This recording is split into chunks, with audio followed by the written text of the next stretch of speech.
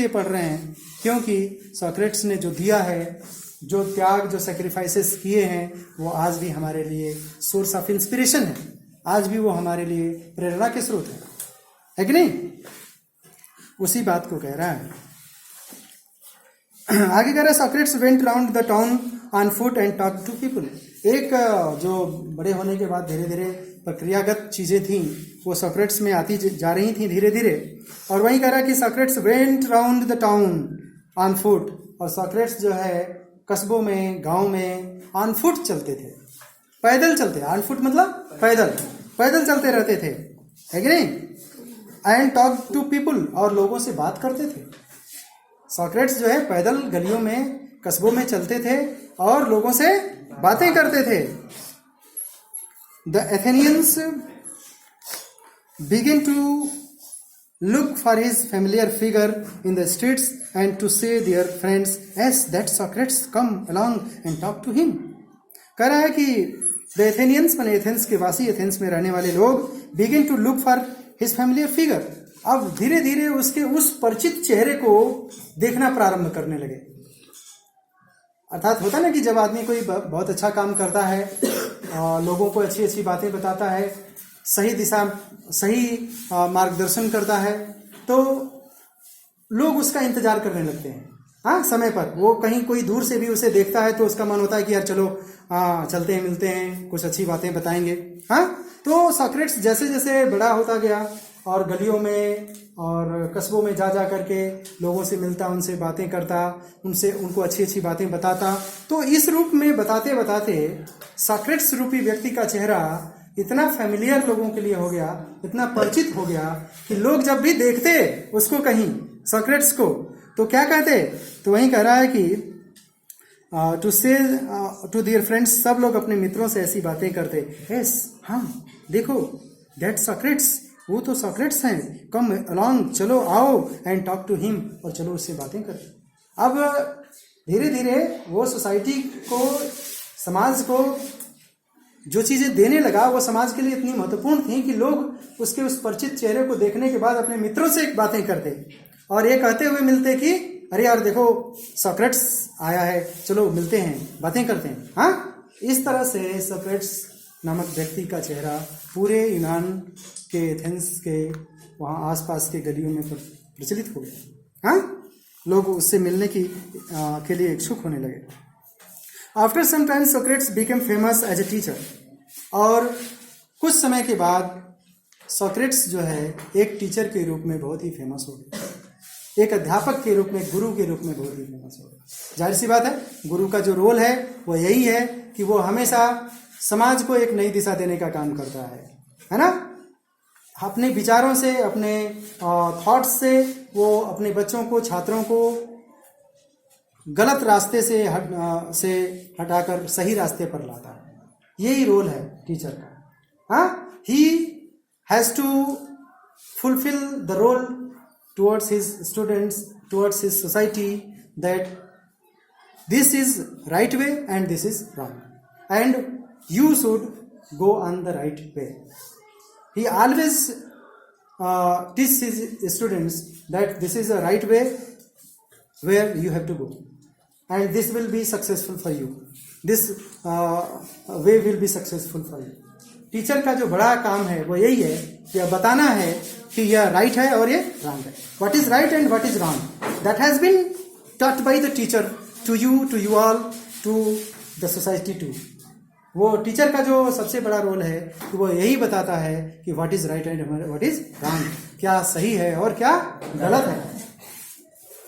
और इसी रोल के नाते टीचर को समाज में क्या कहा जाता है? समाज निर्माता कहा जाता है कि नहीं? वो फाउंडर ऑफ सोसाइटी है कि नहीं? इसीलिए उसको समाज का मार्गदर्शक कहा जाता है। He is the real guide of society. वो समाज का वास्तविक मार्गदर्शक है, वो समाज को सही दिशा देने का काम करता है, और यही काम सोक्रेट्स कर रहे हैं। हाँ, अब धीरे धीरे सोक्रेट्स क्या हो गए? चारों तरफ एक टीचर के रूप में प्रचलित हो गए, प्रसिद्ध हो गए। वहीं कह रहा है आफ्टर सम टाइम, कुछ समय बाद Socrates become famous as a teacher. Socrates एक जो है टीचर के रूप में फेमस हो गए, प्रसिद्ध हो गए, लोकप्रिय हो गए। He wandered along the roads and stood in the market places.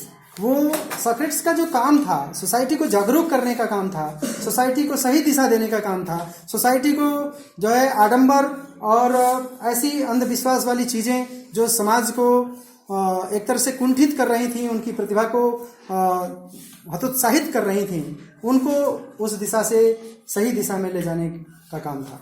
और इसलिए वो एक टीचर के रूप में चारों तरफ वांडर्ड मीन्स घूमते थे, along the roads means road से होते हुए सॉक्रेट्स चारों तरफ घूमते थे और क्या करते थे, and stood in the market places, और जहां भी बाजार वाला स्थान आता था, जहां भी भीड़ भड़कम वाला स्थान आता था, जहां भी लोग एकत्रित दिखाई देते थे, वहां पर खड़े हो जाते थे, वहां पर रुक जाते थे और फिर क्या करते,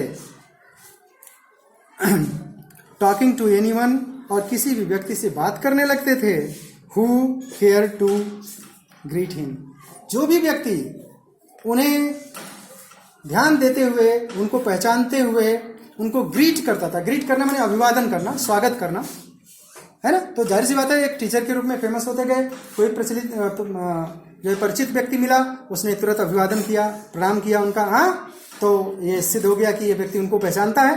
तो जो भी व्यक्ति, एनीवन, कोई भी व्यक्ति जो उन्हें पहचानता और उनको ग्रीट करता, उनका अभिवादन करता, उनका स्वागत करता, नमस्ते करता, वो उससे बातें करने लगते। हाँ, अब हम लोग होते हैं, एज ए टीचर हैं, मार्केट में तमाम बच्चे मिलते हैं और भी परिचित लोग मिलते हैं। हाँ, तो जैसे ही प्रणाम करते हैं हम लोग तुरंत हालचाल पूछा, और क्या हालचाल है, ठीक है, हाँ बढ़िया, हाँ, अरे भाई ध्यान दीजिएगा, ये काम जो है, हाँ, थोड़ा पढ़ाई लिखाई पर जोर दीजिए, बोर्ड परीक्षा नज़दीक आ गई, 2-4 मैसेज जरूर दे देते हैं अगर कोई बच्चा मिल जाता है मार्केट प्लेस।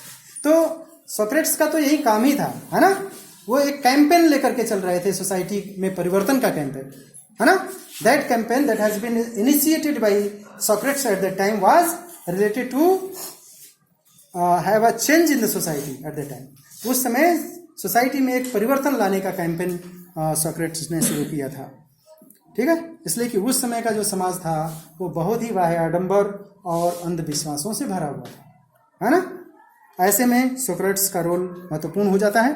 इसीलिए कह रहा है कि जो भी व्यक्ति उनसे मिलता और उनका अभिवादन करता, वो उनसे बातें करने लगते। His listeners were often confused after they had argued with him and answer his questions. और उनको सुनने वाले, सॉक्रेट्स को जो लोग सुनते थे, हिज लिसनर्स, उसके श्रोता, वर ऑफन कंफ्यूज्ड, वो भी प्रायः कंफ्यूज हो जाते थे, प्रायः जो है संदेह की स्थिति में आ जाते थे कि after they had argued with him, जब वो सब लोग जो है उनसे तर्क करते, उनसे तार्किक बातें करते, तो बातें तर्कपूर्ण करने के बाद उनको सुनने वाले प्रायः संदेह की स्थिति में आ जाते थे, प्रायः कंफ्यूज हो जाते थे। ऐसा क्यों? ऐसा ऐसे ही समझिए कि जैसे आपको कोई बात ऐसी बता दी गई हो, वो गलत बात ही हो क्यों ना, लेकिन इस रूप में आपके माइंड में फीडअप करा दी गई हो कि यह बात सही है। हाँ, ऐसा करने से ऐसा हो जाता है। खासकर अंधविश्वासों को या बाह्याडंबर को लेकर के बातें करिए। हाँ, तो अगर आपको कोई ऐसी बात बाह्याडंबर में या अंधविश्वास में दी गई है जिसको आपको लगता है कि नहीं यही सही है और इसी से हमारा परिवर्तन हो सकता है। हाँ, जैसे कुछ लोग जो है तमाम तरह के मनोकामनाओं की पूर्ति के लिए, हाँ, तमाम तरह के बलिदान की व्यवस्थाएं रखे हुए हैं। हाँ, तमाम तरह के बलिदान देते हैं कि हाँ, इससे फलाना देवी देवता को मैं खुश कर लूँगा और हमारा कार्य पूरा हो जाएगा। हाँ, और ऐसे में किसी टीचर द्वारा आपको फिर ये बताया जाए कि नहीं भाई, ये बलिदानों से या मनोकामनाओं की पूर्ति के लिए जो हम दूसरे जीवों की बलि देते हैं या बलिदान करते हैं, उससे हमारी मनोकामनाएं पूर्ण नहीं होती हैं, अपितु कर्तव्यों से होती हैं। उस जो भी हमारी रिक्वायरमेंट है, जो भी हमारी मनोकामना है, उसकी पूर्ति के लिए जो अपेक्षित परिश्रम है, जो मेहनत है, वो करने से वो कार्य पूर्ण होता है। तो मन में एक संदेह की स्थिति पैदा हो जाती है। हाँ, कि अरे यार सर तो ये बता रहे हैं कि नहीं, मेहनत करने से ऐसा हो सकता है, हाई स्कूल परीक्षा में पास होना है तो इसके लिए सारे विषयों पर कमांड अच्छी रखनी पड़ेगी, मेहनत करना पड़ेगा, 6 घंटे 8 घंटे पढ़ना पड़ेगा, हाँ, टीचर द्वारा बताई गई बात को फॉलो करना पड़ेगा, हाँ, ये सारी बातें जो भी टेक्निक्स और ट्रिक्स टीचर द्वारा बताए जा रहे हैं उन पर मेहनत करना पड़ेगा, उनको समझना पड़ेगा, हाँ, कॉन्सेप्ट सारे समझने पड़ेंगे, तब हाई स्कूल परीक्षा पास की जा सकती है। और आपने पाल रखा है कि नहीं, बस जो है एक बलिदान दे देना है फलाना देवी देवता को और फिर हाई स्कूल परीक्षा में फर्स्ट क्लास पास। तो अगर ऐसा विश्वास आपने पाल रखा है या ऐसे विचार के प्रति विश्वास पाल रखे हैं और फिर उसमें कोई वैज्ञानिक बात, कोई तार्किक बात आपसे को बताई जाए तो आपके मन में सहज ही संदेह पैदा होने लगता है कि आखिर हमें हाई स्कूल परीक्षा किस विधि से पास करना है, हाँ, टीचर द्वारा बताई गई विधि से पास करना है या कि हमारे घर में जो है हमारे दादा जो हैं वो बताए हैं वो वाली विधि से पास करना, हाँ। तो आपके मन में एक सहज संदेह पैदा होने लगता है कि कौन सी विधि अपनाए कौन नहीं अपनाए। तो सॉक्रेट्स के समय का जो समाज था, सॉक्रेट्स के समय की जो सोसाइटी थी वो इसी तरह की अंधविश्वास, आडंबर, बाह्य आडंबरों से परिपूर्ण थी और उसी पर विश्वस्त थी। उनको पूरा उसी पर विश्वास भी था, इसलिए कि there was no I can say education, such type of education which is you are you can say finding today. आज जो आप पा रहे हैं, जो आपको शिक्षा जिस स्तर की मिल रही है, इस स्तर की शिक्षा वहाँ पर नहीं थी और तब हम उसी पर निर्भर थे, उसी तरह के विश्वास पर हमें भरोसा था। लेकिन सॉक्रेट्स ने इसी चीज को बदलने का काम किया, सोसाइटी में चेंज लाने का काम किया। लोगों से मिलता, घूमता, गलियों में जो भी परिचित मिलते उनसे बातें करता और उनको समाज की अच्छी बातें बताता, विकास की अच्छी बातें बताता। तो लोगों में प्रायः कंफ्यूजन होने लगता था। इसीलिए कह रहा है कि आप हिज लिसनर्स माने उसके जो श्रोता थे were often confused after talking to him, यानी उनसे बातें करने के बाद उनके जो श्रोता थे वो प्रायः जो है कंफ्यूज हो जाते थे और आंसर्ड हिज क्वेश्चंस, यानी उनके सवालों का जो उत्तर वो देते थे उन सवालों के उत्तर को सुनकर के प्रायः कंफ्यूज हो जाते थे। Socrates told his countryman that everyone must learn to think. ये बहुत इंपॉर्टेंट लाइन है, इस बात को ध्यान रखना होगा सब लोगों को। और ये बोर्ड एग्जाम में इस लाइन से क्वेश्चन आंसर भी आता है, यहीं से आपको लिखना होता है। थोड़ा बात समझ में आ जाएगी तो यहीं से आप आंसर निकाल सकते हैं। बहुत इंपॉर्टेंट लाइन है। कह रहा है कि Socrates told his countryman that everyone must learn to think of himself. आगे क्या लिखा? So that by using his reason he would have the power to see what was right, just, true and honorable and beautiful, and so shape his own conduct. ये line बहुत ही महत्वपूर्ण बन जाती है। This is the main part of Socrates teaching. यही line जो है Socrates की टीचिंग का सबसे मुख्य बिंदु है। इसी को समझना है। सॉक्रेट्स क्या बता रहा है लोगों को, किस दिशा की तरफ ले जा रहा है, ये लाइन आपको पूरी क्लियर कर देती है।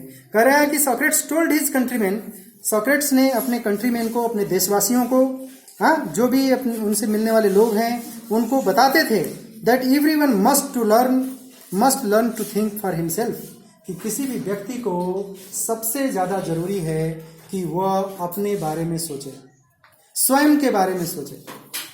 यह सोचने की जरूरत है।